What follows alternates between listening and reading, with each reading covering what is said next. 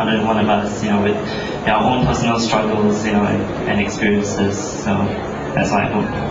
I want to ask you a question. Stand up here. Don't stand up. Okay, may I ask you, how old are you? Yeah. Why? Okay, scratch that. What are you doing for a living? Are you a student? I'm currently in the Navy. You're currently in the Navy. Okay, so clearly you have this. Can you see this? Yeah. Okay, this is actually an insignia, right? Yeah, The actually, naval insignia. I went to the EMAR and I thought, oh, fashion accessories. What's EMAR? What's EMAR? EMAR is like this little mini military supermarket. Where? And you get your uniform. It's in camp. You go and you get your uniform, your beret and whatnot. And me being the queen that I am, I went in. And Okay. So, you're choking this one. Okay. Okay, so you got this insignia and how much you pay for it? I didn't pay anything. We couldn't credit. The army gives it. Don't free. not shop this. No! You take a little 11B, you look like credit card, you just swipe. Okay, you got this insignia. Okay. Yeah. So anyone who has fantasies for dating naval, captain, lance corporal. Lance corporal, man. Oh man, okay, please look for Nicholas. Okay. So was it going to be difficult for you then, being in the army? I mean, being in the Navy and coming out like that? What if your boss buys that book and goes, "Oh my God, I didn't know that Nicholas was gay." Okay, I think a chit chat, Paragon. Okay, the thing is, before I went to army, right, I was part of this support group because I came out of Polytechnic, and I was part of this support group called TPAJ during that time. It was an underground gay support group. TPAJ, that's Temasek Poly. Temasek Poly, AJ, stuff like that.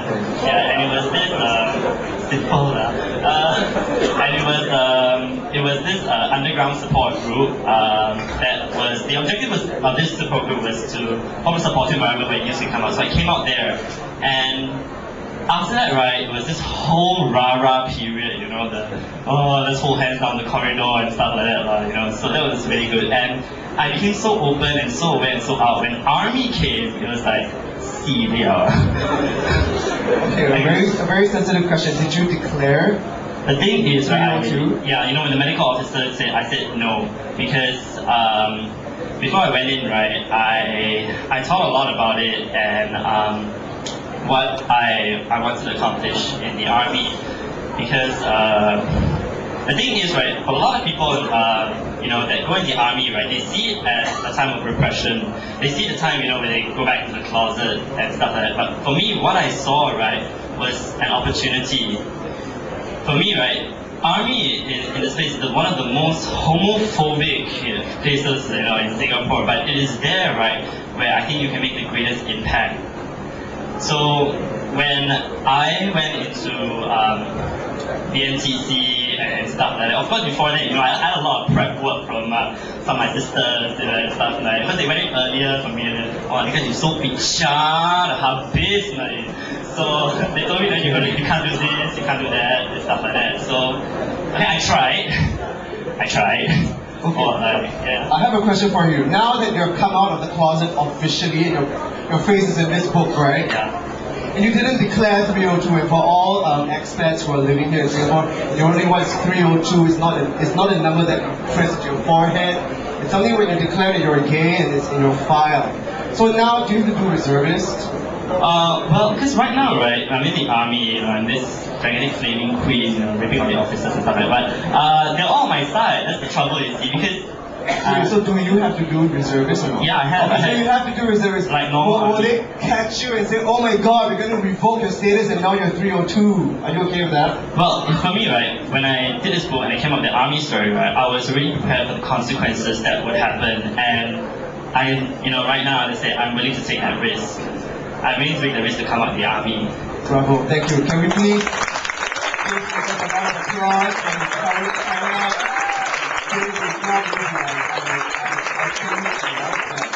Okay, let's invite Lou, next speaker, next person, come up. Okay, so what inspired you to write an article for this book? Actually, I You- really didn't think much about it. I was introduced to Yixing through a friend. Yixing is the author, Yeah. yes. And he said he was writing a book, and I said, all right, why not? And for me, I think one of the main things, it's never been coming out on something that's wrong. I've always just been like this, and I've never hide it from anyone. I guess the angle of my story would probably just be, my life is just as normal as anyone else. So there's nothing wrong with being gay. Even a lot of people think that's what it is. Yeah. Okay, what kind of impact will it have in your life once it's over? Once the book is out, sorry.